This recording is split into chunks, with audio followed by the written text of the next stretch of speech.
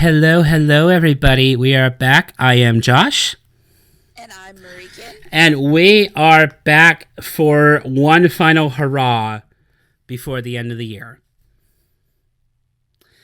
So I think Marichen had said it on her channel. I've said it on my channel that we are basically going to be taking a mini break after the recording of this podcast, mainly because life. LIFE is the name of the game. Oh yeah, 100%. Especially for me, because I had said in my video, and if you have not watched any of our videos and you're just checking us out, or you've only checked out the podcast, check the links in the description below, please. Thank you. But this is our last podcast before the end of the year. There's a couple of things I want to talk about. I know I sent you some songs to take a look at. We could talk about that because I actually have it. I'm in my home office right now, and I have a whiteboard that says talk about this music for the next podcast. So I promised we are going to check that out. But we have some cleanup to do, life to talk about, and also Record Store Day stuff to talk about. So I'd like to turn it over to you, my lovely co-host. How was your day? How was your Thanksgiving? And we'll talk about Record Store Day in a little bit. But how's life going for you? It's hectic, I'm not gonna lie. I feel like it's getting even crazier because as of the day we're recording this, it's like a week until I get married. So with everything going on with there, it's insane. I don't even know if everything's going to be done and ready, and our governor keeps making new mandates, so then that makes us have to change things, and that's really stressful. But I actually did get to enjoy a nice Thanksgiving dinner yesterday, and it was just a small little Thanksgiving dinner, but it was very nice. That's good. And today Jared and I went to Black Friday Record Store Day at our local store, and that was very fun. Yay. We got to freeze to death in line, but I ended up getting almost everything I wanted. My two main wants, I got those. So I can't complain too much that way. But yeah, I know we're both busy coming up in the next little bit here with the holiday season. Yeah. So, I think that this is just, I don't want to end it here, honestly. Like, I kind of wish we would be able to have another episode, but with our schedules, I really don't see it. Right. Because it's just going to be so crazy. Yeah. How was your Thanksgiving? Very good. Very quick. It was just myself and my mom. So we did a turkey breast. We wanted to try it in the Instapot, but it's like there's nothing like having it in the crock pot and having it roasting low and slow all day, and you just smelling the turkey all day. There ain't nothing better than that, other than in April when we bake my family's secret recipe Easter bread. There ain't nothing better than that. So had a very calm, relaxing day because the football game was postponed. And so that means a fourth quarter heart attack did not happen, so I could relax on Thanksgiving for Record Day. Record Day went very smoothly, very quickly. I'm very thankful for that. So we are planning on picking this up back in February. Yep. And that's just because January is, for what I do for a living, the busiest month of the year. And that's because I have to deal with a whole bunch of year-end stuff, and I am consistently on basically do not disturb for the entirety of the month. Working on reports, working on this and that, and it's just I will not have the mental space to go about this. But hopefully with our mini break, I can get some back-end things going. I can learn some new software so we can actually get this to you on a consistent basis. I know we've said that, but this year we launched this the year of the human malware. So nothing is crazy. Nothing prepared anyone for No, 2020. no, not at all. 2021, we'll get our shit together. Yes, we will definitely At get our. least I hope. But this will actually allow us to, so Marika could get married and have things kind of calm down and be consistent. Because I know wedding planning is a nightmare. And add on top of that what's going on, and it's a triple nightmare. Oh yeah. Triple nightmare, double header tonight with extra innings. No, I'm kidding. But that'll just be, it's just part of the thing. So, just kind of news with my channel. I plan on years and years ago, I did song reviews. So individual songs, if they had come out, if I really liked it, I would talk about it. So I am relaunching that series hopefully next month. There's one song. Well, actually, it's basically 4 songs in one video. Because as of the recording of this, the 3 songs I had sent you, there was one new one that dropped. So Okay. I'm going to talk about all 4 songs in depth on my channel, but we'll talk about it kind of here and all of that. But it's life just insanely gets busy. You have plans, and then those plans get turned upside down by a pandemic, and then you try to navigate life, and then there's the lockdowns, all of that stuff. So it has been an interesting year, and it's going to be interesting to look back on it as we go along. But plans are changing and hopefully coming up, and hopefully we'll be able to do a video one. Yeah, I'm really Ooh. hoping that at some point in 2021, I don't know if it'll be like a consistent thing, but maybe we'll at least try it out, see how it goes. Exactly. And what I like about what we have set up right now is I have it set so I can record on my laptop, and I hope to do the desktop when we do just the audio ones. But now that I have the nicer graphics card, I should be able to handle the video and everything. So I've updated my computer. I have a brand new graphics card, and I have some new RAM in there. I've been gaming on it. I actually can game on my PC, on my desktop, which is nice. So it's not high end or anything, but it should be enough if we want to do a video. So the goal we wanted to do was to launch it for video and then actually go whole hum on it, and maybe possibly, if the audience is there, to go fully into iTunes and everything. But this is really just a passion project for the both of us. But if it gets there, that'd be awesome. But if not, I'm actually just enjoying it to enjoy it. I just love sitting here talking about music. Like, I just enjoy, honestly, like sitting here and just chatting about music. Mm-hmm. For me, it's not about like the money that comes with these types of things or anything like that. It's actually just getting to sit down and talk to somebody who enjoys music as much as I do. And I think it's really fun because we have similarities when it comes to music taste, but we also have differences. And I think it's really cool that we can go over such a variety of music in this podcast because, I mean, we've talked about country, rock, and pop. We talked about some rap and hip hop. I mean, we've Mm-hmm. talked about so much. And I think that that's like a really unique thing because when I find a music related podcast, it's like, oh, classic rock or rock and pop Mm-hmm. or like very niche specific, which isn't a bad thing that it's niche specific, but I think it's really cool when you can talk about more than just one genre and just talk about music as a whole and things that are going on in the music industry, and I just really enjoy doing this. Mm-hmm. So what I find interesting is, and we'll go into the couple of songs that I wanted to talk about in just a moment. But what I find interesting is this record store day was the last one after the Apollo Masters fire. So what's going to happen in 2021? That's the big question. We knew when we were talking about it initially that this year was going to be kind of normal until the pandemic hit. But until then, we had figured that maybe we get 2020 with regular pressings and everything before we got into trouble. Mm-hmm. So what is 2021 going to bring? That is going to be the interesting question when we start re-recording in February. So, do you have anything else to kind of add before we transition into the songs? No, let's talk about some of those songs. All right. So I sent you those three songs by the Pretty Reckless, at least I think it's Mm-hmm. three, which is Death by Rock and Roll, Mm-hmm.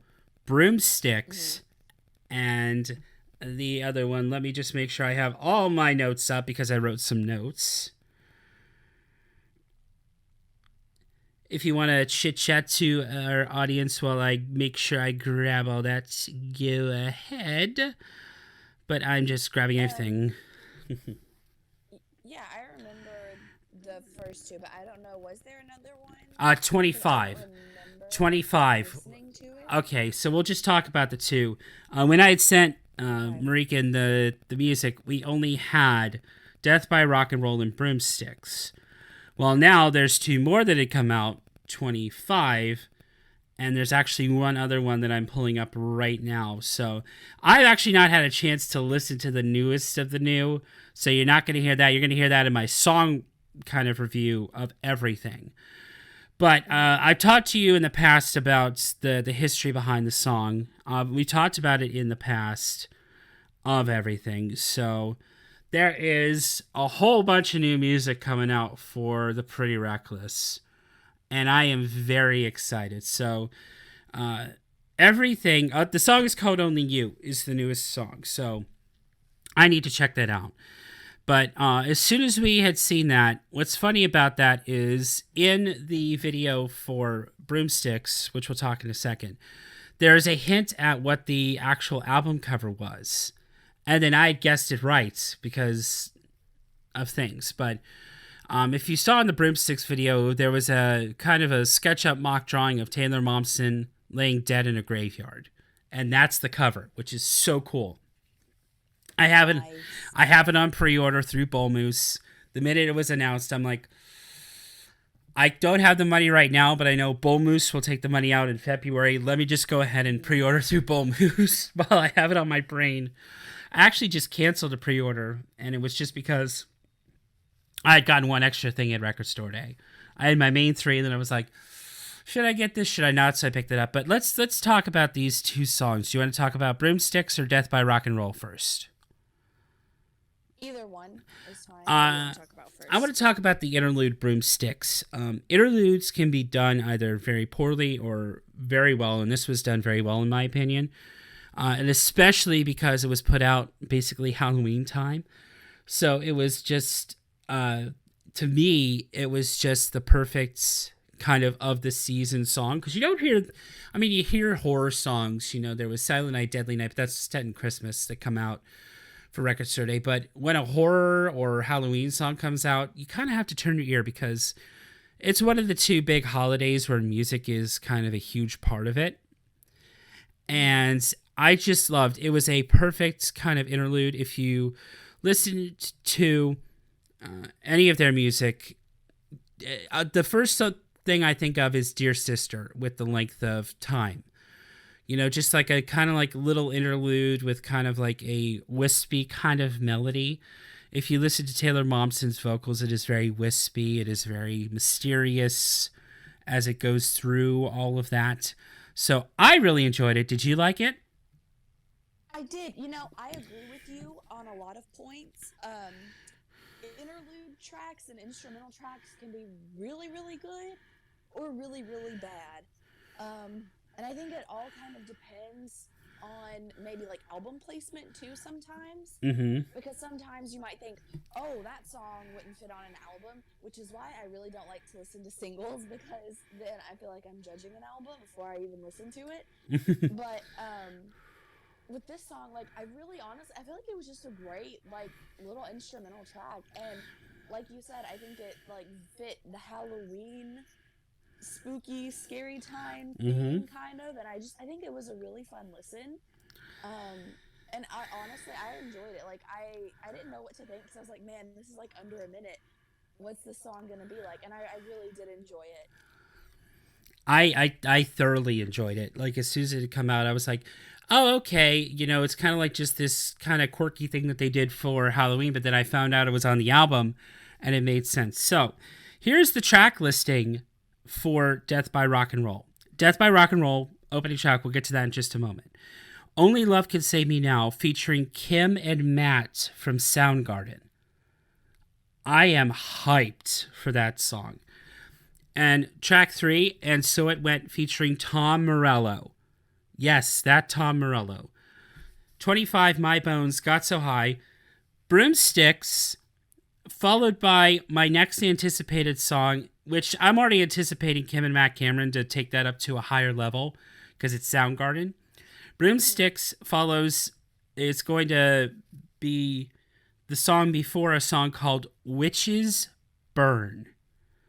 So think about that. Broomsticks into Witches Burn. How genius of two song titles is that? That's really, I think with just the names alone, that's a really cool transition. Mm-hmm. So I'm really curious to see what the transition instrumentally would be. Yep. So again, I'm just making sure I don't skip anything because my friend is listening, and this portion is specifically for you. Shout out. Woot woot. I don't like to do names and everything. I just like to say my friend. That way it could be like, oh, my friend who's listening. But Death by Rock and Roll, Only Love Can Save Me Now, And So It Went. 25, which is one I'm going to cover in my video. My Bones, Got So High. Broomsticks, Witches Burn. Standing at the Wall. Turning Gold. Rock and Roll Heaven, which I think is a play of, if you think about, say, like Another Brick in the Wall, it's like part 1, part 2. I think this might actually be a part 2, where it's kind of flipping the scripts, kind of like flipping the themes of everything. And then Harley Darling. So as soon as I had gotten the information, I was beyond hyped. Beyond hyped. So, you know, the instrumental had come out 25, just to give you an idea. It is one of their best songs in a very long time. And I'm not saying I didn't like their last album, but as soon as I'd heard this, I was just like blown away. The last time I was this blown away was when I had first heard Polyester Zeal by Red Sun Rising. This is calling back to my very first podcast, the one that I had before you. Well, before I have you come on to be my lovely co-host. And there's a song on Polyester Zeal called Blister. And this calls back to the chills and everything that I had felt when I had first heard that song. It is so good. Like, I can't wait to talk about that. But let's talk about Death by Rock and Roll. And what were your first impressions? Well, it was actually the first song I listened to by the Pretty Reckless in general. Mm-hmm. I've heard like the name before, but I've never really listened to them. So that was like a whole experience. But I really enjoyed the song. I thought it was really cool. And Taylor, the lead singer, right? Taylor Momsen, yeah. Taylor Momsen, yeah. Her vocals were amazing. I honestly, like, I love female-fronted rock, and I always talked about how, like, there's not enough represented in the rock community. Mm-hmm. And I'm disappointed in myself for not checking this band out sooner, because I really, really enjoyed her vocals. I thought she brought a lot to the table. Mm-hmm. I thought the lyrics were really catchy. And honestly, I mean, it's overall just a great rock song. I have a question for you. Yeah. I'm going to read the context of the song, but do you think the song might read like it's romanticizing death? Like, ooh, I didn't think about it in that way. But do you think, I'm going to read you the context of the song. Do you think that it's romanticizing death? Because that's an interesting thought. Because I know I had talked to a friend who I talked to nothing but the Pretty Reckless all the time with. You know how you have that one friend where, yes, you talk about other things, but you have that one friend that you could always consistently talk about the one thing, and you both are experts in it. There's a lot of context with this, but it's interesting. Now that you've had that, I wanted to pose that question. That is interesting. It's, I really like this song. Mm-hmm. Like I said, if I'm going to suggest an album for you, their mainstream kind of success is Going to Hell. That's honestly in my top 10 albums of all time. I cannot talk enough about how wonderful that album is. But they have not put out any clunker tracks, in my opinion. I might not like the album kind of in my like top 100 sense, but Hmm. generally when they put out music, it is very good. I've seen them twice live, and they are very good live. Taylor is amazing live. If you think her vocals are good here, it's great. There is, some people that say her voice is deteriorating. I don't think so personally. But it's all up to subjective thinking if you think a voice is really good or not. Yeah, It's kind of like it's all subjective sometimes, but I have yeah. I mean, seen go I ahead. really enjoyed her vocals. Yeah, I thought they were just amazing. So, for context, I talked about this before, the Lunatic Luau. I talked about that kind of earlier in the year. So both times I had seen Pretty Reckless, they had played the Lunatic Luau, and that's where you had a side stage and the main stage. Well, they had headlined the side stage, and it had been pouring rain the entire day. So by the time they had come on, everybody was soaking wet. We were all cold. There were no working lights for the stage. And their monitors, where, like the in-ear monitor that helps you kind of track whether you're listening to the drum or anything, all of that, Uh-huh. they weren't working. So, Oh no. I'm going to quote some banter here, and you know, uh, we don't have any monitors right now, and there are some bands that are better than us that don't use monitors, and we use monitors. So, and then Taylor pipes in and she says, "I'm singing by fucking memory right now." One of my There you go. one of my favorite moments from concerts ever is I'm singing by fucking memory right now. Because after that, they had actually gone on to the main stage, and it was dry and all that. I loved their first set, but their second set was much better, mainly because they had everything they needed. Not saying they were bad at all, they were great, but they had everything they needed to feel comfortable on stage, if you know what I'm saying. Yeah, yeah. You can definitely tell when a band is feeling it and when they're not. And I think that's part of what makes a show so good is when they're comfortable on set Hmm. and they've got everything the way they like it and the stage is just set up the way that they usually have it set up Hmm. and when they feel comfortable in the environment, I think it is so much better than when they're uncomfortable in the environment that Right. they're in. Here's some product info about the record itself, the LP. The Pretty Reckless new album, Death by Rock and Roll, is their most ambitious release yet. This is quoting from their actual website, like all the product descriptions. So these are not my words.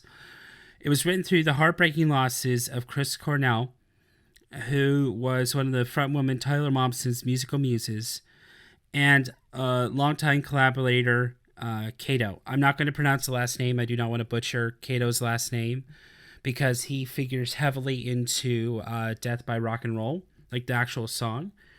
So the single became their fifth number one active radio rock hit, a first for a female fronted group.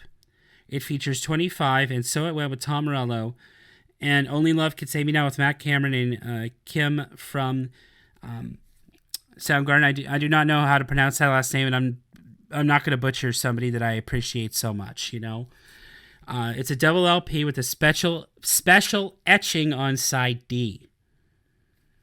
So that's going to be. Nice. I am so excited. There's many colorways that had come out with this, but now we're going to just talk a little bit about the background of that because Kato figures heavily into Death by Rock and Roll.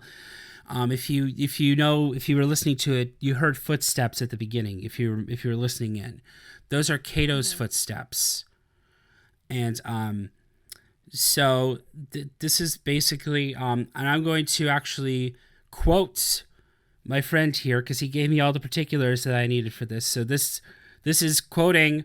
You know who you are, and I thank you so much for this actual quote here. In the time since the band's previous album, they opened for Soundgarden on the last tour that they basically, when Chris Cornell was alive, the last tour with Chris Cornell, they opened for them. The year after Cornell's death, their producer Kato, essentially the unofficial fifth member because he helped basically form the band, died in a motorcycle crash.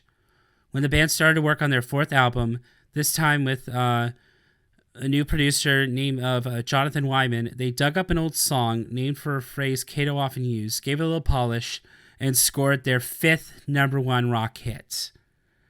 So, now that you have that context of the song, you remember with me asking about romanticizing death, now that you have that little bit of context, it doesn't sound like it's romanticizing death to me. But I just wanted to pose that interesting question because this was your first time actually listening to them. So it's kind of interesting to hear your thoughts on that as a newbie. But what do you think about all that information now that you actually can process what the song is kind of about in the background? When I first listened to it, I really didn't think about it romanticizing death. Um, and like I've been kind of like racking my brain thinking about it as we've been talking. Um, and honestly, like I don't think it really did. Um, and having the context, I think it's more about like love and loss, like the loss of somebody so significant Mm-hmm. in your life. And I mean, not necessarily like romanticizing that fact, but like remembering the good times, Mm-hmm. kind of, without like coming out and like saying it, you know. Mm-hmm. I'll say this: if you want a whole album that is kind of like that, you want to expand your music repertoire, I recommend listening to Nightmare by Avenged Sevenfold. It was recorded just after Jimmy the Rev Sullivan, their founding member drummer, had basically passed away unexpectedly. And the cover is all about, like, it looks like a nightmare, like a kid that's having there, but if you actually look, there's a tombstone on it.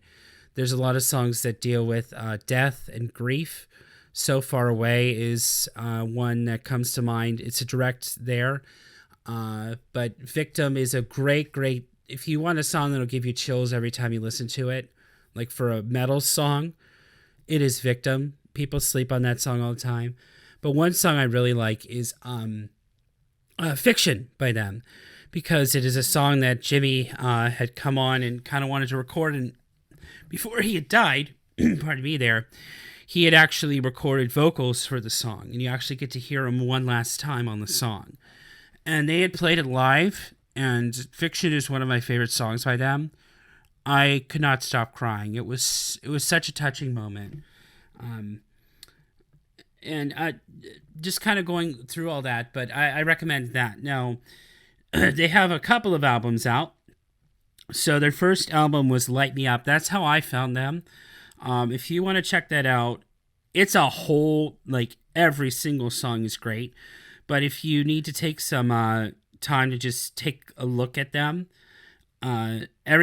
basically the known songs are My Medicine, Since You're Gone, Maybe You Want to Die, Light Me Up, Just Tonight, Miss Nothing, Going Down, and Factory Girl. But that entire album, beginning to end, is great, great stuff. Never been on vinyl, unfortunately. Going to Hell, just listen to it beginning to end. Honestly, just listen to that album beginning to end. You're going to love it. Who You Selling For? The big, big hits are Oh My God and Take Me Down. It's not, this one I think is less well received in terms of what people are saying, but I enjoy listening to it. I've listened to other stuff before it because I've been busy, but for the last one that had come out, it's pretty good. But I am like thinking that this one's going to shoot into the stratosphere. Because honestly, if this album had come out this year, it would have been my album of the year. Easy. Easy album of the year with just those couple of songs we had heard. Like, this is, right now, might be my front runner for next year's album of the year. I am that hyped for it. I honestly love it, but I just don't know. I just really like this, what they're doing. And it's one more fun fact. Have you seen Gossip Girl? I've seen bits and pieces of episodes, but I've never seen like a full episode. Taylor Momsen was in that. Okay. And have you seen the Jim Carrey Grinch? I have. Little Cindy Lou Who do you think is that? Is that little Taylor? That is little Taylor Momsen. Aw, cute. It's actually one of my favorite movies of all time. And yeah, that's her. She kind of distanced herself from that, but it's still, it's still one of my favorite movies, and I quote it all the time. Like, I will quote it in July. But I Hey, was, nothing wrong with that. but I quote Elf all the time. It's one of my favorite Christmas classics. So, yep. So I want to read you a quote from the song "Fiction" before we kind of wrap up our thoughts on all this music here. This is the outro to the song, and I think it kind of encompasses everything. I hope it's worth it here on the highway, yeah. I know you'll find your own way when I'm not with you. So tell everybody, the ones who walk beside me, yeah. I hope you find your own way when I'm not with you tonight. How powerful is that? Just reading that. It's I know the context of the song, but just kind of reading it out loud is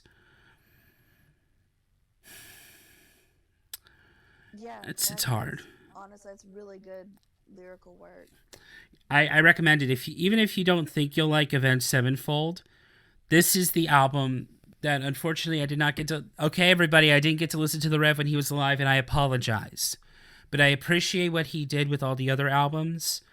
But Nightmare is one of my favorite albums of all time. Like, easily. Just overall. Like, I don't put it any higher here or there, but honestly, that's in my top 100 albums of all time. Just because of the lyric in there. There is one song that is kind of like the metal kind of one, that it's kind of like, the devil, hate God kind of stuff. So if you could just remove your brain for a little bit and just kind of get with the motif and everything of kind of grief and everything. So the closest thing I can think of is My Chemical Romance, which we'll talk about in a little bit. The Black Parade, if you think about that. All the thoughts you're going through when you have kind of like a terminal illness and everything. One of the things you might, and I've never been in this situation, you might be angry, and you might be angry with God if you're a Christian or anything, like, why did this happen, all of that, as part of the grief process and everything that you're going through. So take a look at the name of that song, if you're going to listen to it, and take it with that kind of grain of salt with that. I listen to it, but I don't take it like personally being like a Christian and everything. So I just want to pre-forewarn you that the song is God Hates Us, but take it in the context of what they're trying to do with it. I gotcha. Yeah, it's just a preference and pre-forewarning. And if you're going to listen to if you're going to listen to The Stage, there's one song, I Don't Like to Say These Two Words Together, but take it in that context as well, okay? And it's not just the way they have all of it. The Stage is a great album because it's all about computer AI and simulations. So take it in that context. So yes, it might have that, but please take it in that context. You don't have to listen to it at all, to be honest. But I just want to warn you that if you're going to check it out, that it has those two albums. If you are Christian, you kind of have issues with that. There are Christian metal bands out there. Trust us, there are. But if you want to check it out and you want to be a little more open-minded, just like I said, take it with the grain of salt that this is what it is. If you could do the separation of art and artist and what it is. There's some songs that could be seen as anti-Christian, anti this and that, but you could actually turn it also with the idea of, yes, it's there, but you could also take the negative and turn it to a positive. You know what I'm saying? Because it's like one of those not everybody kind of things. But anyway, do you have any closing thoughts on that? I'd be interested when we come back in February, because that's when the Pretty Reckless's new album comes out. I would like to have us tackle that as somebody who is a newbie and then somebody who's been listening for a couple of years. I think that would be a fun episode. Yeah, totally. I'm very excited because I have my pre-order. The other pre-order that I had was it was a 7-inch from Coldplay. It was Christmas lights. And by the time I had picked up one of the other things for Record Store Day, I was like, let me just go cancel when I get home, because the money I was going to spend on that, I spent on something else at Record Day. I was on budget. I actually was on budget. I would have spent under $100, but with taxes and everything, I was actually at $100. So, yeehaw, hooray. Party, clap, woohoo. Yay. All right. So, any last thoughts on the Pretty Reckless before we move on? I don't have any. But I'm so glad that I could share a special band to me with you. And I hope if you find anything else that you want to share with me, that you do the same thing. Sure, yeah. Cool. Because I'd like to be that too. I'd like to be the one that doesn't know anything. Even though I do a ton of research, I'd like to be that one that's be like, all right, well, I'm gonna go in blind and let's see how this goes. I'd like to do that at one point. But let's talk about record. Let's talk about Record Store Day. Let's talk about Record Store Day. So, I had gotten. There were three things on my list. One that had gotten delayed that I was like okay with not getting. We'll say that first. The Chris Cornell Patience 7-inch. I was like, I would like to have this, but I made a good call of taking it off my list because my store did not get a copy. And I'm okay with not having a copy. I can listen to that on the radio or digitally. Would it be nice to have eventually? Yes, but do I have everything Soundgarden and Chris Cornell and the high-end stuff? No, because that's super expensive. I can only do so and so much. So you have to take a casualty here and there, and that was my casualty. I know you. Yeah. I know you had said you didn't get. You got everything on your list basically. I know you had messaged me about one, but so you had a successful day. I had a successful day. So if you want to, we could go talk individually everything that we had gotten. I could go first if you'd like. Sure, go ahead. So this was the extra one, and I was on the fence about this until the In Groove had done an unboxing for it, and I was like, man, Now I have it. yeah. And what's funny is it's the Alice in Chains Sap release. And I had come in with an Alice in Chains jacket. I'm like, if I walk out of here with the classic Alice in Chains logo, not having this, I'm going to get looks. Yeah, come on. That's what you're there for, right? Exactly. And my mom, who I bring with me to help me out, says, "Did you grab the Alice in Chains?" And I'm like, "You're doing it again. You're fueling me." But You're making me want stuff. now I can get this, and I'd like to get the music on vinyl version because it comes with Jar of Flies. Mm-hmm. So what's cool about this is it was cut. The lacquers and everything were cut by Chris Bellman at Bernie Grundman Mastering. If you see those names that were cut, that everything was cut for the lacquer and everything, you are in for a treat. I have a couple. I have my U2 one that I'd gotten recently through the Walmart sale, which we can talk about in just a minute, the Walmart sale. Because I have some stuff to say. I know you probably do. But I do. we'll get to that in just a second. But this is Brother Got Me Wrong, Right Turn, Am I Inside, and Love Song. Love Song is very, very interesting. I'll talk about that in a second. Brother is one of my more recent favorite Alice in Chains songs. So with Sap, this EP, it was $17, which is a pretty good price if you ask me for an EP. It has a B-side etching. It was remastered from the original audio. And the B-side, I'm not opening this because this is on embargo, but I have it so I can talk about it in front of me. This is actually a Christmas gift for me. So it's like, I'm going to have somebody wrap it for me, but I just want to have it out to talk about. So, Brother is actually one of my new favorite songs. And this was one that mainly Jerry Cantrell sang on. And this was one of the last ones before Lane had passed away. So this was just kind of before they did their self-titled. It had come out in 92. So this is remastered. It says produced by Alice in Chains and Rick Parisher, recorded at London Bridge Studios in Seattle, Washington. Originally mastered by Eddie Schreier at Fugitive Systems in Hollywood, California, but remastered by Bob Ludwig at Gateway Mastering in Portland, Maine. So there's some big names being thrown around with this. And yes, there's probably going to be a little bit of bowl warp when it comes to when this comes out because it has the etching on there. But I found out something interesting, and I'll get to that too. Um, when I got me wrong, Right Turn, Am I Inside, all great songs. They're actually on the quote unquote greatest hits compilation. So these songs are great. But what I love about Love Song is the nuts, the craziness behind it. Basically, take everybody in Alice in Chains, hit shuffle on their instruments, and that's what you get. If you can wrap your head around that. Nice. So basically, it's basically like let me pull up some information on this because this is crazy. Basically, Lane hopped on drums, Jerry hopped on bass, Mike hopped on guitar. So basically, Lane said, "Hey Jerry, go ahead and I'd like you to sing some songs."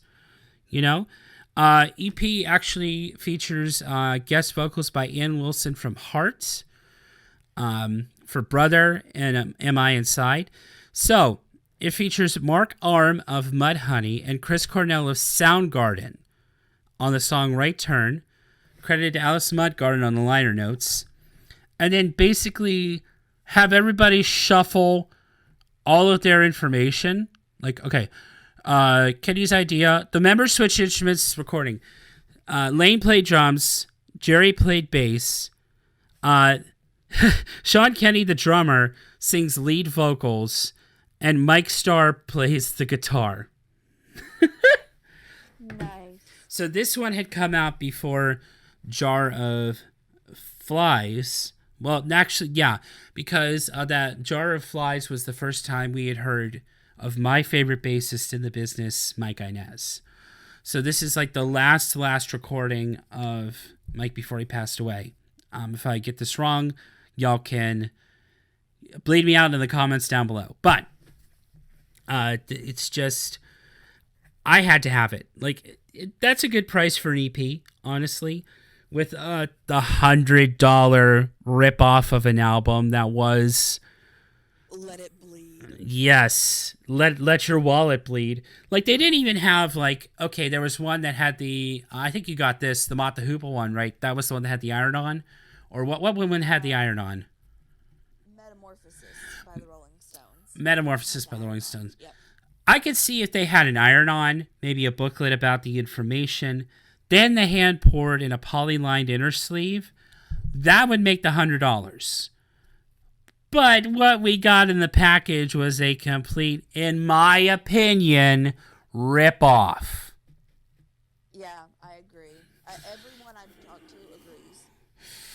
Yeah, so that's all I have to say about the Alice in Chains one. But we'll start with you. What was your first thing that you picked up?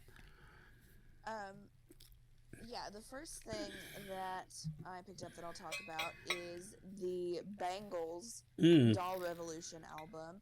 This one was one that I was on the fence about because this album come out back in like the early 2000s. I can't exactly remember the year off the top of my head. But I remember listening to this when I was younger, and it's been a while since I've listened to this album. And I mean, it's not my favorite from the Bangles. Their early stuff is definitely like the best. But I've enjoyed this album, and since it had been like such a long time since I had listened to it, I was like, you know what, that would be kind of cool to have it on vinyl. Right. Maybe I'll fall back in love with it or something. But it wasn't one that I was like actively going to seek out and die if I didn't get. But it was limited to like 1,200 or 1,500 or something like that, and our store got 2 copies. Wow. Which was interesting. And I'll talk about why that's interesting more when I talk about another release later on. But I couldn't believe our store had 2 copies. One was on the wall, and there was a billion people over there swarming. I mean, when I'm a billion, that's an exaggeration there. But everyone was like trying to get onto the wall And here, me and Jared are looking through the bins, and I see it, and I'm like, wow, okay, well, nobody's taking the one off the wall. I bet nobody's going to take this one really either. Mm-hmm. So I decided to pick it up, and it's a double LP on pink vinyl. It's absolutely gorgeous. Oh, that's awesome. And I believe it's a record store day first, so it should come out again at some point. Right. But yeah, I mean, it's super gorgeous. I've not gotten a chance to listen to it yet, but it is actually hand numbered.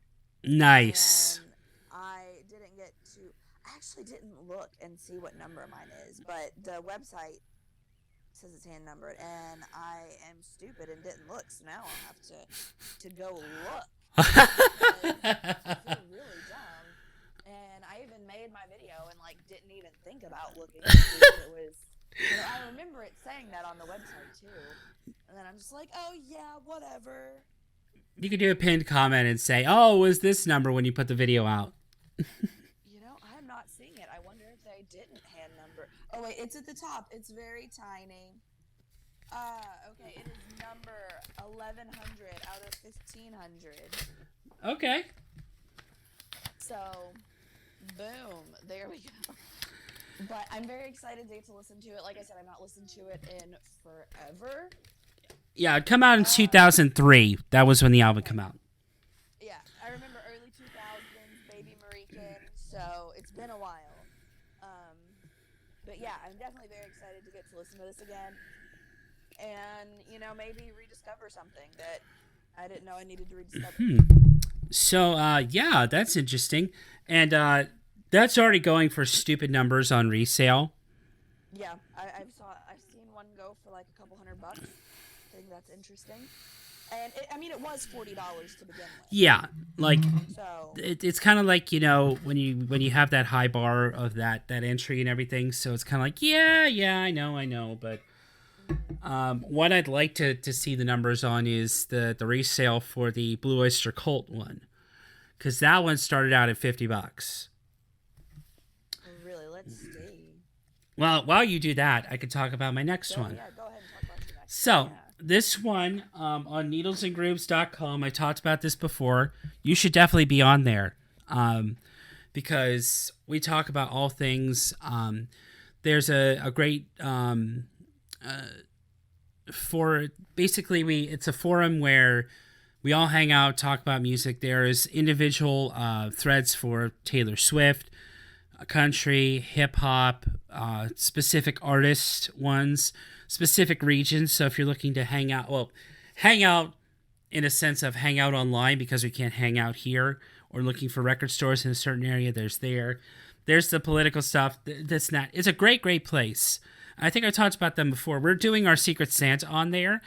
And last year when I participated on the Secret Santa, I told you about this in another podcast. I got 4 records for my Secret Santa.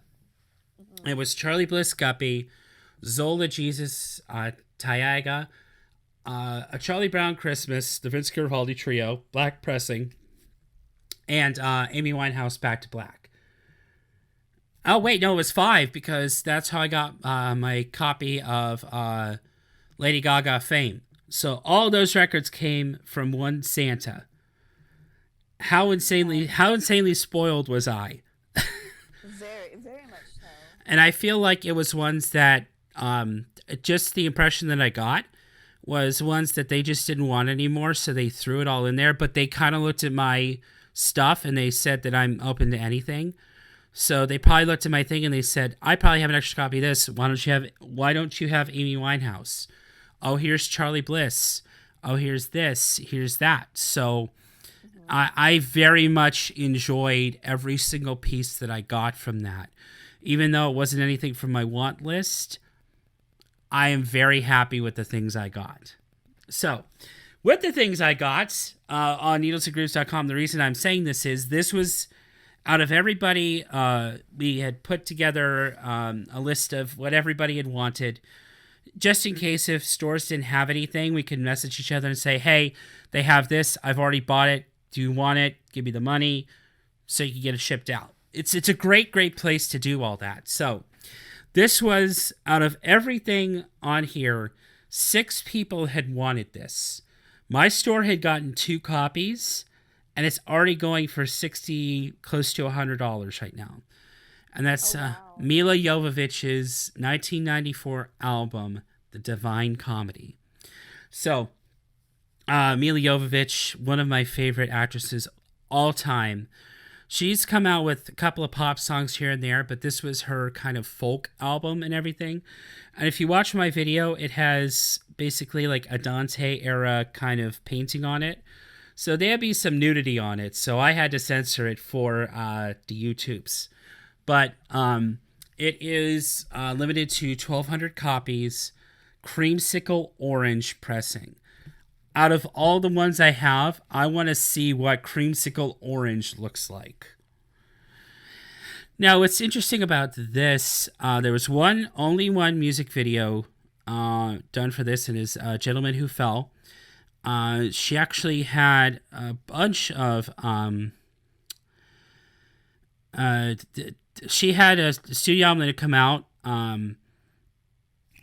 that she threatened legal action and had legal action to be taken off the market. So she actually has full control over her music.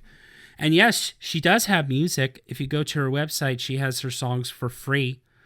So you should definitely check it out, because she just does it as a passion project, along with kicking all kinds of ass on screen. She is one of my favorite badasses on screen of all time. I've been watching her since high school. But she was 19 at the time. So you get, that really cool cover. I sent you the sticker, the hype sticker. Isn't that a cool, like, spray? Like, just the color and everything of that hype sticker? In that hype sticker. Was definitely very cool. That, I think that, you know what? We talk about hype stickers not too much. This is one of my favorite hype stickers just based on color alone. So you have the photos with you, a young Mila on there. It's the Alien song, For Those Who Listen, Gentleman Who Fell. It's your life, Reaching from Nowhere, Charlie, Ruby, Lane, Bang Your Head Clock, Don't Fade Away, You Did It All Before, In a Glade. Now, I had listened to maybe 2 or 3 songs on there, because I know her more from some of the pop songs kind of later, because back when I was in high school, that's what I listened to.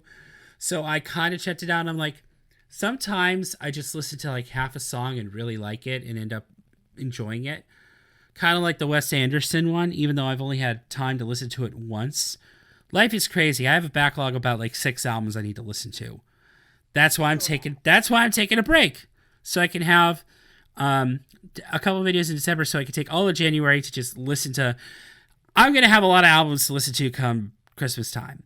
Like, the amount that I know is probably going to be coming is like, yeah, I'm going to be busy.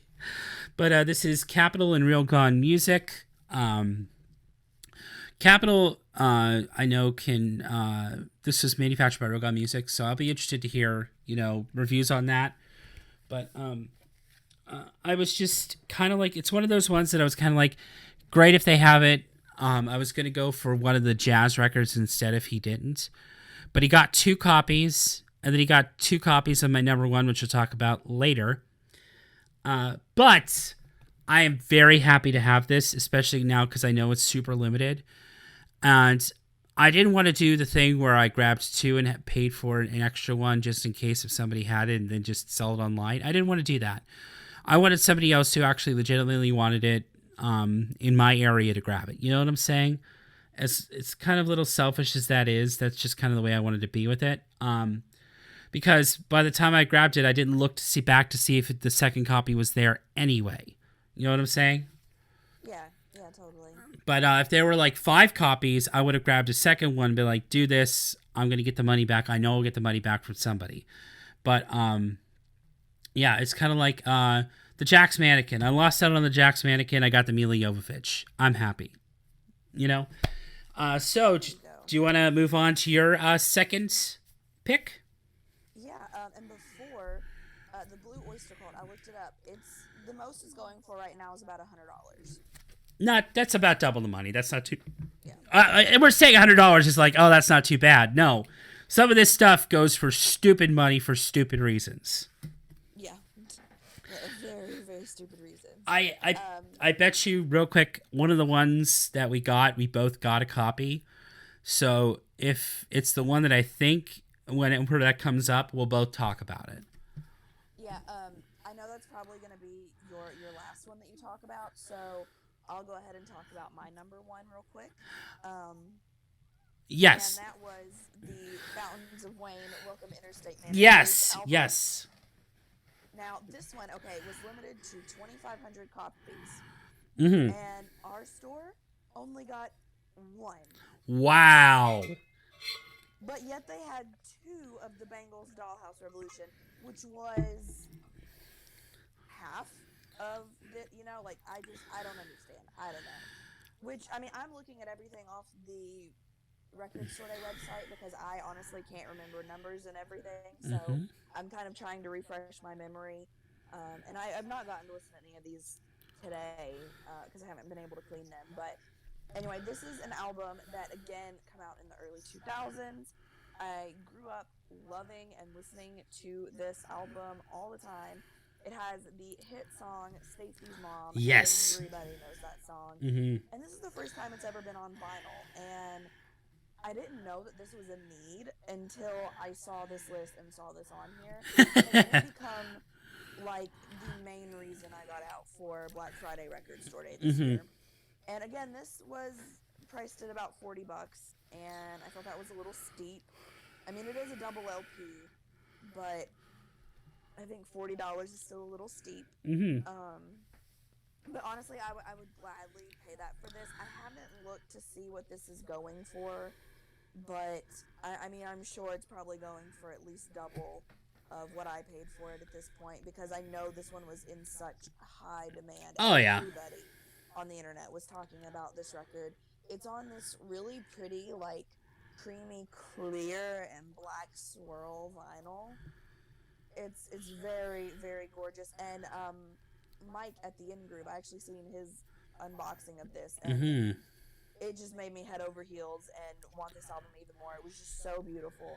But this album is a straight banger. I'm not even gonna lie. If you guys love the like 90s, early 2000s era rock, you would absolutely love this album. I remember listening to this just all the time when I was younger, and this just brings back so many memories for me. Mm-hmm. I was so excited that I found a copy of this because, like I said, we only had one. Yeah. And it was up on the first bin when you walk in. Mm-hmm. There's a little, like, two little rows where you can put some records, and it's usually for, like, the new releases. Like, on Fridays, like, every Friday he'll update it with new music that comes out, new records that get pressed or whatever. Mm-hmm. And it was sitting right there. And I was like, I'm taking it, it's mine. Like, I rushed in the door to get it because I knew there was only the one copy and I wanted it Mm-hmm. so bad. And so I grabbed it real quick, and then I started looking through the bin for everything else. But this was my number one. I'm so glad that I have it. Mm-hmm. It's just amazing, and I cannot wait to experience it on vinyl. Yes. By the way, my $16.99, $70 for Alice in Chains. Mila Jovovich was 28. That was probably the most expensive that I paid. But just for her name alone, I would have paid 30 or 35. I like. But my number one, and then we'll talk about the one that we probably both got because we talked about it before. Volbeat, Hocus Bonus. So anybody who follows my channel or knows me or has followed this knows how much I love the band Volbeat. So what this is a collection of bonus tracks and outtakes from their various albums over the years. And the cover is basically done by the artist who does basically all their covers and has done it for years and years and years. So what you get on this, and I paid 26. I would have paid $40 for this. I don't care if it was imported. I don't care. I would have paid out the butt for this. Not $100, but you know what I'm saying. Had it been 100, I've been pumping the brakes. But on here, I can actually talk about and I can actually say the names of the songs because I censored myself.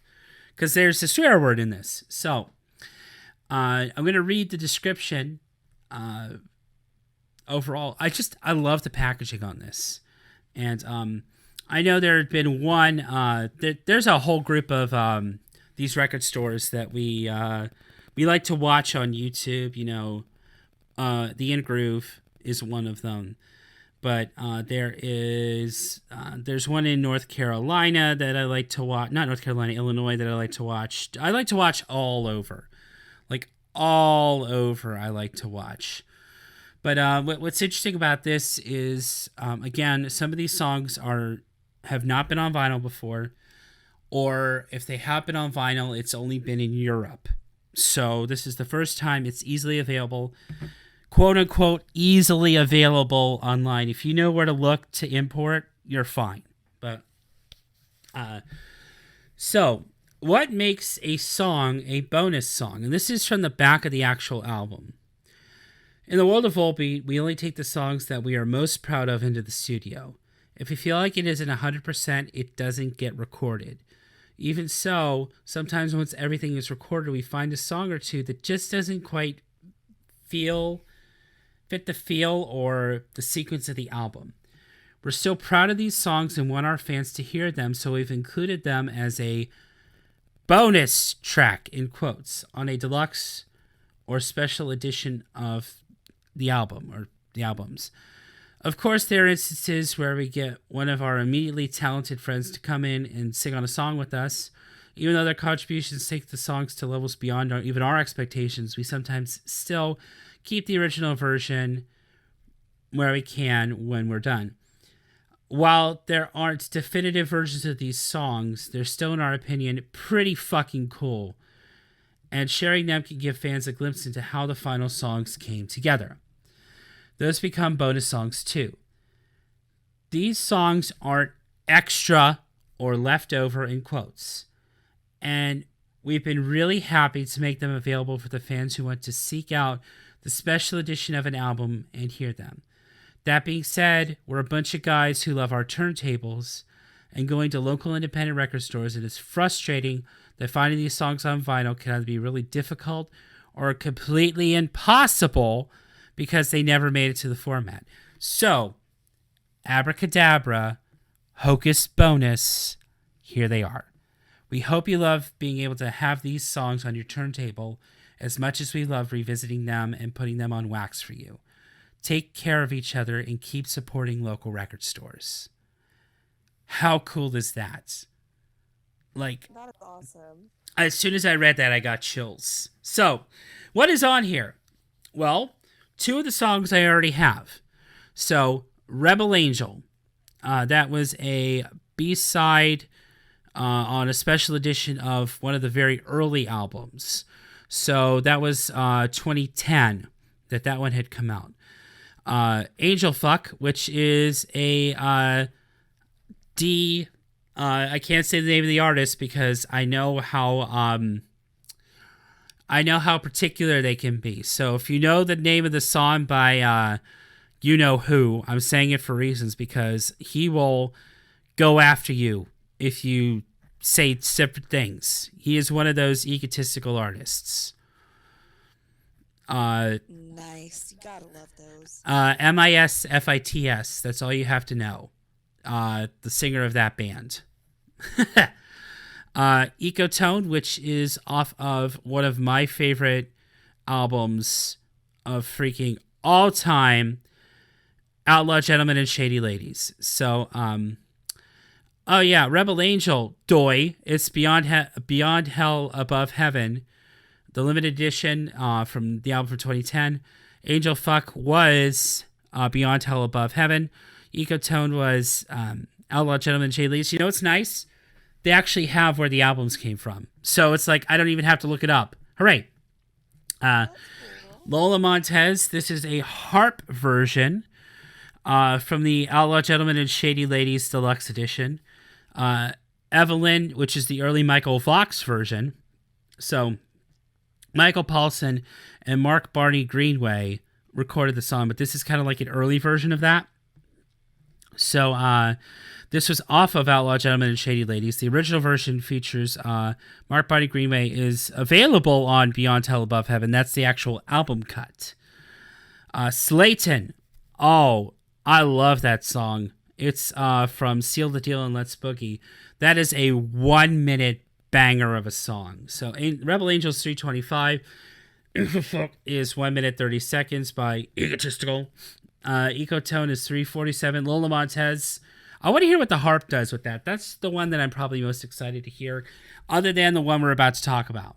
So the Evelyn, the Michael Vox version, and then Slayton. So for Evict, this not only is one of my favorite Volbeat songs, it's one of my favorite songs of all time. So this was from Seal the Deal and Let's Boogie. So outside of America, it was the song on Seal the Deal and Let's Boogie. In America, we got a song called The Bliss. I love The Bliss, but I like this one a little bit more. It features Johan Olsen, who was also on a very early song by them called The Garden's Tale. Basically, the chorus is in Dutch. And I've listened to it enough times. I'm not going to sing it here just because I need to have the song playing. But I can sing it word for word in both the English version and the Danish version. And just because it had that song on there, because I would have had to have imported the Seal the Deal album. Seal the Deal and Let's Boogie is a great album anyway. I would have done it anyway. But just to have it just for that song, great. Then we have Black Rose, which Seal the Deal and Let's Boogie. It had it had another feature, but just to hear the Michael Vox version would be kind of interesting. Under the Influence, which just came out, Rewind, Replay, Rebound. That is, I have the deluxe edition on CD. Under the Influence is one of my favorite non-album cuts by them. That is a great, great song. Then it's Immortal but Destructible, which again is a deluxe song off of Rewind, Replay, Rebound. And then another version of a song that had come out on the album, Die to Live, the Michael Vox version. So it looks like it clocks in right under an hour. And this one was a hand-numbered one. And it is one of the lowest hand numbers I had. I looked at both and I picked the lowest one. It's 352 out of 3,000. Isn't that cool? And this one was 27, but I would have paid a lot more for that. So, are you ready to talk about the one we probably both got?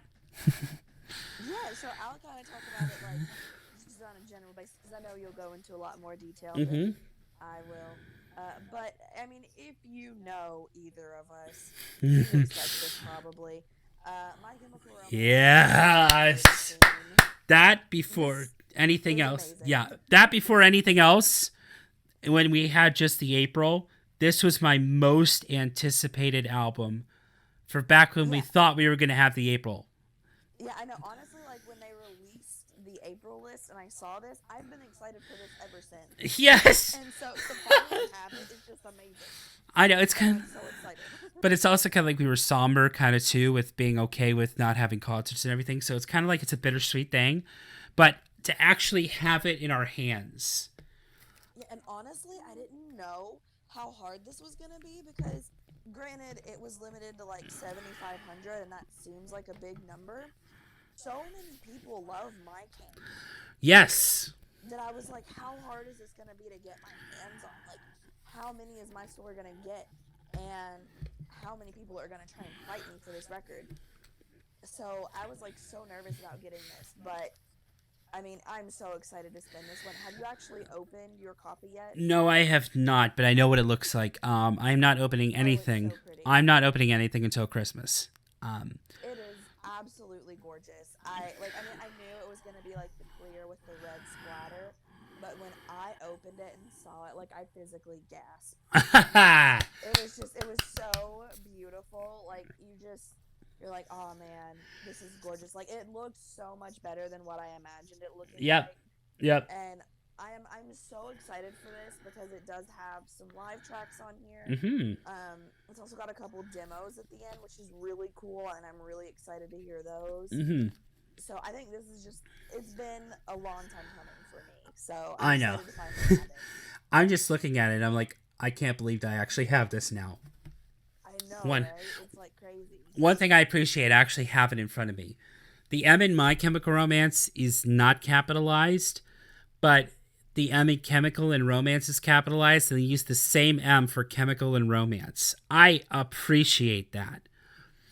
So what this is, so we say preface, we talked about the Black Parade earlier.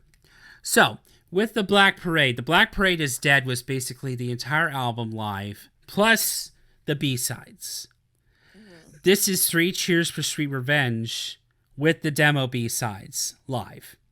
They did it Yeah. earlier, and this was kind of the precursor to that. This is single disc, which I'm fine with. Do you want to guess how much I paid for this? Mine was $21.99. I paid $23 for mine, so not too bad. Okay. Not too Yeah, bad for a not that price. bad. But it's one of those things where it's kind of like the Pearl Jam Unplugged. Plenty on the day, but if you didn't get it on the day, this is probably going to turn out like that, where it's going to be a lot of money. Yeah. I have a For feeling. sure it will be. Let me see. Let me look it up on eBay. All right, so what is this? Well, it is, like we had said, Three Cheers for Sweet Revenge. So it is Thank You for the Venom, Cemetery Drive, Give 'em Hell Kid, Head First for Halos, Helena, You Know What They Do to Guys Like Us in Prison, The Ghost of You, I'm Not Okay, I Promise. Then two demos, well, actually, in a B-side. So it is I Never Told You What I Do for a Living, Bury Me in Black, and Desert Song. Now, Thank You for the Venom, Cemetery Drive, and Give 'em Hell Kid are from MTV's $2 bill, or $2 bill, ball, or whatever the heck it is. Head First for Halos, Helena, You Know What They Do to Guys Like Us in Prison, The Ghost of You, and I'm Not Okay, I Promise, were basically recorded from the AOL session. Sorry, Head First for Halos was recorded live at the Starland Ballroom, but let's see here. Helena, You Know What They Do to Guys Like Us in Prison, The Ghost of You, and I'm Not Okay, I Promise were from the AOL sessions in 2004. When was the last time any one of us mentioned AOL and dial-up? Throwback. I remember specifically dialing up on AOL to see that. Oh yeah. I remember that. Let's see here. I Never Told You What I Do for a Living and Bury Me in Black were recorded and mixed by Daniel Wise at the Shed in New York City, December 2003. And Desert Song was produced by Howard Benson. I'm looking at some information on here, but this was on Reprise Records. Initially just a two CD set or one CD set. But I just love the cover. The cover, tell me, that doesn't give you like White Stripes vibes with some of it. It does. It really does, and I love it.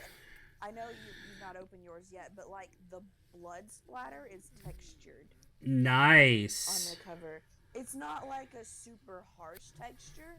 It's just enough that you can like I can feel see it. I can see that. No, I see exactly what you're saying on mine. And it looks It's like, so pretty. I think for it being the most anticipated, it's probably worth the wait for what we've been waiting for. And I'm just glad that it's a single disc, but if they had pushed it out to double disc and did like 45 RPM, I'd be fine with that too. But all in all, I think this was, like we had said, this was our most anticipated of the year. So it's nice when we can have a crossover like this where we both were like really excited for something. And Yeah. I'm just seeing, I like the front, but I am just seeing how gorgeous the back cover is. Oh yeah, and the inner sleeve is Mm-hmm. so pretty too. Like, It's so awesome. Like it just matches so well. and have you heard these tracks before? I have not. I have, because I have basically the entire discography on digital. Like, even if like they were part of a comp, like everything digital. So I have it on my phone. So I have listened to it. See, now I like when it comes to My Chemical Romance, I love their studio albums. I have their studio albums and compilation albums, but I have honestly like never really loved live albums until I started listening to vinyl. Mm-hmm. So I never listened to either live album that we've mentioned today until I got them on, you know, vinyl. So I've listened to, yeah, the name has left me. Yeah. Wow, Mike Kim. I'm blanking. Yeah, I've listened to the one that we were talking about earlier, but Life on the Murder Scene I'm really excited about because I'm not listening to it. So Yes. I'm really excited Yeah. about that because I loved hearing them live. Like I never got to experience that, so I really loved it. And like I said, I mean, live albums aren't bad. I was just never impressed. But hearing a Yeah. live album on vinyl is just so different. Yeah, and a couple of things though. Yeah, it's different to hear it on vinyl. I've always loved live albums when they are done right. Like Opeth Garden of the Titans live, they recorded it at Red Rocks, so Ooh, nice. you know about that venue. It's legendary for its acoustics. Oh So yeah. think about a like prog death metal band with the best mixing they could do possible in one of the best sounding outdoor venues in the country of the United States. There's a I'm reason sure why it sounds great. I've only ripped 2 vinyls to digital.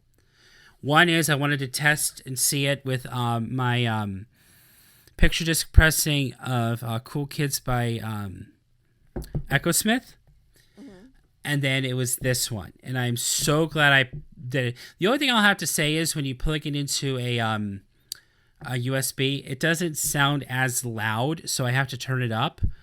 But whoever mixed that, it's one of the best. But I am very glad to have this, and it's a little different when you actually have the digital recording of the show you went to. So I talked about the Yeah. Pearl Jam bootlegs. I'm thinking about that right now.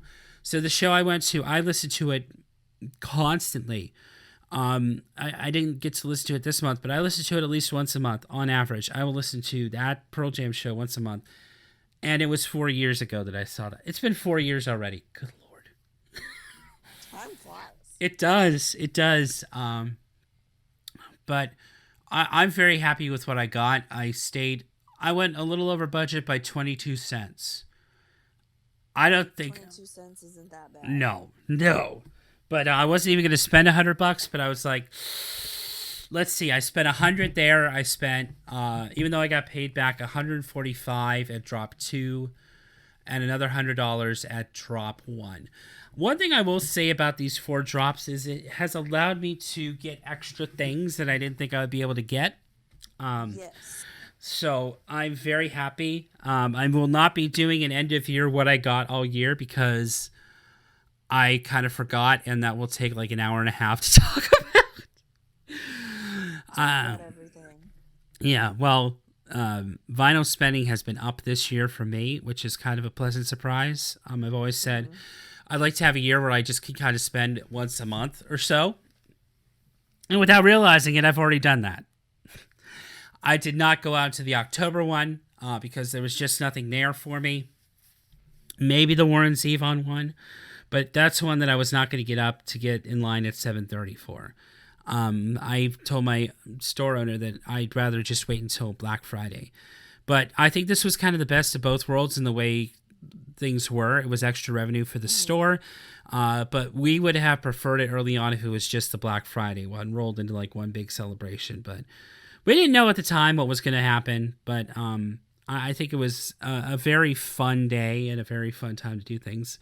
And what's nice is this is the middle of my vacation. I still have 2 days left of vacation, which is great. Because I had been off the rest of the week to just relax and do some stuff. But I'm very, very, very just happy with what I got. So this is going to go into the bin to be wrapped for Christmas. I know there's probably going to be some other curveball surprises. But I think I have...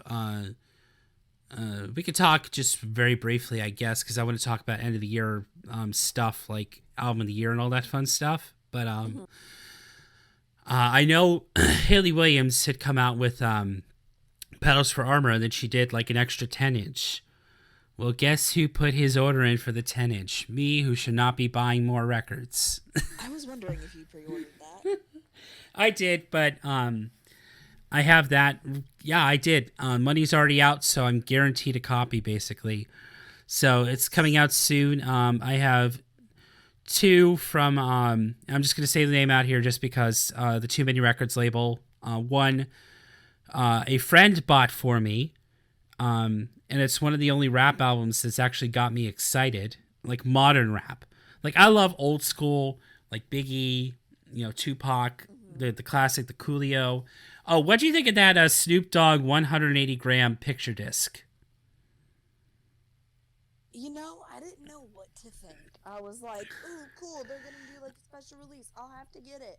And then I found out it was a picture disc. And on 180-gram too. I'm like, that doesn't help the the. So for those of you who don't know what a picture disc is, it's a record that is a picture that plays. You're thinking, oh, that's cool. Why is that a problem? Basically, in the gist of things, we're not going to go into this. We could probably do this in like one of our February ones, like the nitty gritty breakdown of everything that happens. But basically, a vinyl record is PVC plastic that is super pressure pressed via two metal plates, and the two inner labels kind of center it. It gets melted down into what's called a puck, a very, very warm, malleable vinyl record. So if you see like a splatter, it's because the way they do the pressing is a little bit different. But basically, vinyl plastic is extruded out to what's called a puck. Two labels are put down and it gets pressed with the labels put in. The labels and the grooves and everything. And then it gets cut. Like the excess gets cut off to be remelted. So, with that in mind, with the vinyl puck, a picture disc has a vinyl puck, but it is covered up by a picture, and they basically put a layer of plastic wrap on top and then press the grooves in there. So that's going to lead to a lot of surface noise, and it may lead to that. They've gotten a lot better with the technology, but it's just not going to have as deep a groove or as deep a kind of mix and everything that you can have with a regular record. Now, normally they decide to press the vinyl puck at normal, but when someone does like a 100-gram or 200-gram record, it's usually because they want deeper grooves. How are you going to do that on a picture disc? I don't get that. Yeah, I'm right there with you. It is It blows this. my mind. It is the second stupidest thing on the list, other than that $100 atrocity that is the Let It Bleed. Yeah, I agree. I wish I could I have was been. just I wish I could have been a fly on the wall to watch your reaction to the In Grooves video on that. like our store didn't even get one, Good. It's like and I'm like, I'm not yeah, discounting anybody who wants it, but just the quality is not there for me. Now, I am not one to. I have not spent like $100 on a record with the hand poured stuff. There are sand filled records. There are liquid filled records that cost like $145 because someone actually hand does it after they get the rights, I guess, for all the music. So if it was something like that where I knew the process going in, but for $100, put it in a damn poly-lined inner sleeve. Like right. when I go ahead. It was so basic. Like it was like I just bought a reissue, and this one just happened to be colored.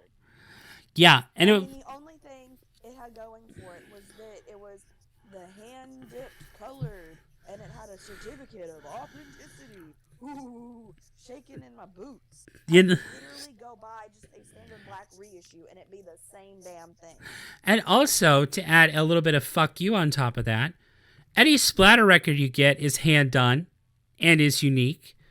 Any ones that are what's called in, where it's like, for example, my Stone Sour that does have some static on it that is like static to crap. That's why I don't play it that much.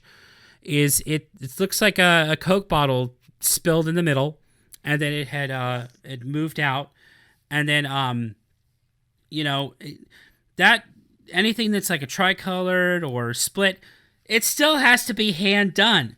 So Yep. if it had come with a booklet with the certificate of authenticity in a polyline sleeve, then you might get me talking about that $100. But that something to make it worth it. that is just, if somebody's going to point out we've spent a lot of money on this, why it's a cash grab and everything, I would say that is argument number one why I'm on your side with that. You know? Yeah. But I digress. I know we're both busy and have everything else. So do you have anything else to say about the whole record store day shamoidal that we had to deal with? No, I mean I think we talked it today. Yeah. We talked about what we got. All that fun stuff. So, Yeah. as sad as it is, we are going to be wrapping up here now. But do not fret. We will be back with more episodes come February. I wish you the best of luck with your wedding. I hope it goes as smooth as possible with any unfortunate restrictions that might be coming out here soon. We don't know. But I wish you the best of luck with that. And that everything kind of goes as planned with what you have to have planned right now. And I look forward to hearing about it through our chats and everything. But I hope you have that. And I hope you have a wonderful holiday season if you celebrate Christmas. If you're listening, Merry Christmas. If you're somebody that is Jewish, I hope you have, whatever you celebrate, I hope you have a wonderful holiday season. That's why I'm okay with saying happy holidays. I'm not like crazy. I think I say Merry Christmas and Happy Holidays because I like to add my own little personalization in whatever you celebrate, Right. Like Christmas isn't the only holiday. Exactly. And I mean, if somebody celebrates Christmas and you say Merry Christmas, okay. But the other alternative is to just say Happy Holidays if you don't know what they celebrate, because they could celebrate anything. And we're going to clamp down on any of those types of comments. We are just saying it to say it. So none of that in the comments down below. This is all I mean, you can have some negative things saying there, but just if you're listening to this, happy holidays for whatever you celebrate. Leave it at that.